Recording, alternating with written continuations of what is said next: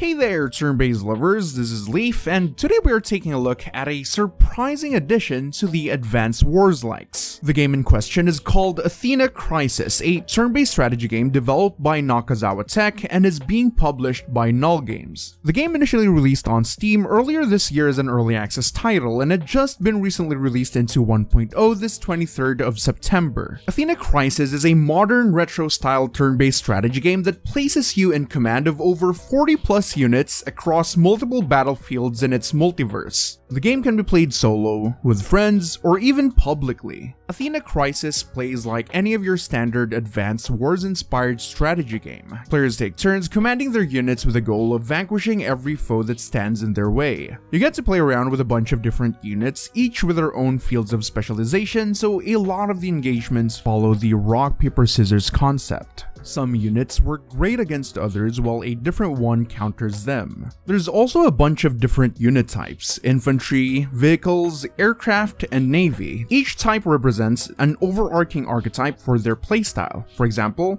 vehicles compared to infantry can't pass through mountainous terrain. Naval units can only move across waters, and air units can move around the map as easily as they please. You also get a builder unit that can create structures like the barracks and the factory that can create even more units. While creating a lot of units and sending them in droves sounds like an excellent idea, quick and efficient strategies are more favored in this game. If you're not exactly sure what a specific unit does, you can also view more details about anything while in-game by right-clicking them. This will show you all the necessary information that you need to know about that specific unit, building, or tile. But enough about how the game is played. You'd better off learning them yourselves than listening to someone who hasn't played anything like this in over a decade. Athena Crisis features a single-player campaign filled with memorable characters that you can rename for some reason. The campaign serves as the main way of introducing new players to the mechanics and the different types of units that you'll be able to play with in this game. The campaign also features this weird Elden Ring-like mechanic where you can turn your standard single-player campaign into a potentially chaotic mess. You do this by activating a power crystal, which will open your campaign to the public matchmaking where other people can choose to participate in your ongoing mission. Friends may help you on your mission while others may invade your campaign to make things more difficult for you. If you're not a fan of that, you'll also have the option of creating a skirmish game to play with your friends, and you can also play it solo against bots. Athena Crisis offers a lot of replayability through player-made community content like custom maps or even community-made campaigns. Although I'm hoping that community-made content doesn't stop with just maps and would definitely like to see custom units or even outright factions in the game. Because while factions technically exist in the game, they're functionally non-existent, meaning you won't be able to choose a specific faction that offers a completely different playstyle, so you're basically stuck with the same units as everyone else. I'm someone who really enjoys a good amount of variety in strategy games, oftentimes really exploring how every faction ticks and seeing the differences between factions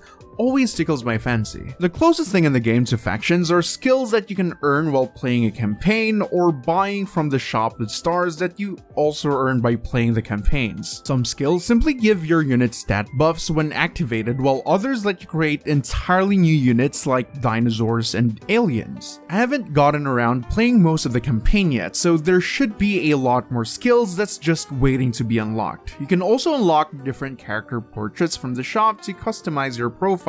While these portraits or leaders have some description that seems to suggest a certain playstyle, they don't really do anything other than change how you look while it's your turn in the game. Weirdly enough, there seems to be a system in place where leaders should each have their own unique effects that buffs your army in a certain way. However, it's probably a scrapped feature or it's simply just not ready yet. If in any case that they're working on a system for leaders and unique playstyles, then I am all for that, and I'm eagerly anticipating what they have in store for that one. I also wanted to talk a little bit about the game's user interface. It's not exactly the best thing you'll see in the market, but it at least does its job really well. Everything has good readability, and with a minimalistic UI, it's hard to get lost in the game's menus. Although in terms of user interface, when I first booted the game, I instantly got this odd feeling of it being a browser game that you can play in GameJolt or itch.io. For most games, the menus often feel detached to the actual game. The only way for me to describe this is that they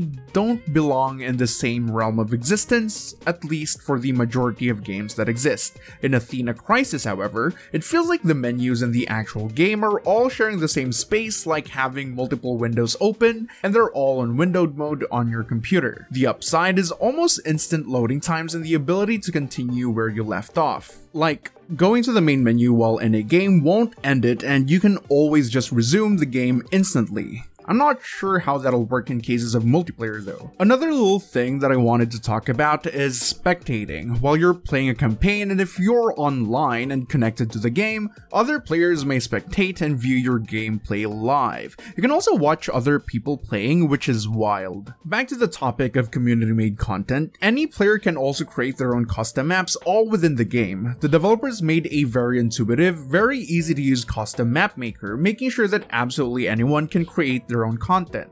No more downloading third-party apps that you can't even understand half of what it wants you to do, or any type of coding for that matter. You can also create custom scenarios here and add triggers when certain requirements are met, but I think the absolute best part about this game is the fact that you only have to buy this game once and you can essentially play it on any platform. And by any platform, I mean any platform that isn't PlayStation, Xbox, or the Nintendo Switch, but that could always change in the future, you never know. Anyways, what I mean by you only have to buy this game once is, to give you an example, once you buy the game on Steam, you can then create an account inside the game through the settings, set your email, set your password, go to their website on your mobile device, and log in. So while this game is technically cross-platform, and you can play it on iOS and on Android, it's more like being able to play this game on any platform that has a web browser. Huh, remember what I said about the UI feeling like a browser game?